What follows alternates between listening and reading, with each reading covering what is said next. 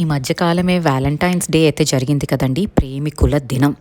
అసలు ఆ రోజు సోషల్ మీడియాలో చేసిన అరాచకం మన తెలుగోళ్ళు మాత్రం అసలు అన్బిలీవబుల్ అండి. మన తెలుగోళ్ళకి ఏమవుతుందండి, వ్యాలంటైన్స్ డేకి కూడా కొత్త డ్రెస్సు కొత్త చీరలు కొనుక్కుంటారా? నాకు అర్థం కాలేదు. అందుకనే ఐ వాజ్ సర్ప్రైజ్డ్.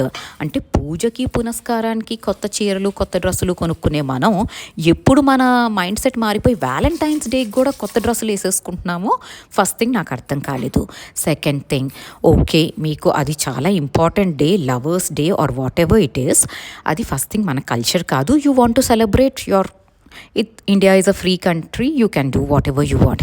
కానీ అది సెలబ్రేట్ చేసుకునేది ఎలా చూపెడుతున్నారు అంటే, లేనివాడు అంటే who is not in a relationship వాడు అసలు నా జీవితమే వేస్ట్ అన్న లెవెల్లో ఫీల్ అయిపోయేలాగా మీరు కాంప్లెక్స్ క్రియేట్ చేస్తున్నారు. ఒక్కసారి ఆలోచించండి, మీరు ఏ పని చేస్తున్నారు, ఎలా చేస్తున్నారు, and how is the message going on to the society అని. అప్పుడు మీరు పోస్ట్ చేసే ప్రతి పిక్చర్కి మీరు రెస్పాన్సిబుల్ పోస్టింగ్ అన్నది చేస్తారు. ప్రతి రీల్కి ఒక మీనింగ్ ఉండేలాగా రీల్ చేస్తారు. అంతేగాని షో ఆఫ్ నా చీర, నా వ్యాలంటైన్స్ డే, నా డేట్ నైట్ అని పోస్ట్ చెయ్యరు.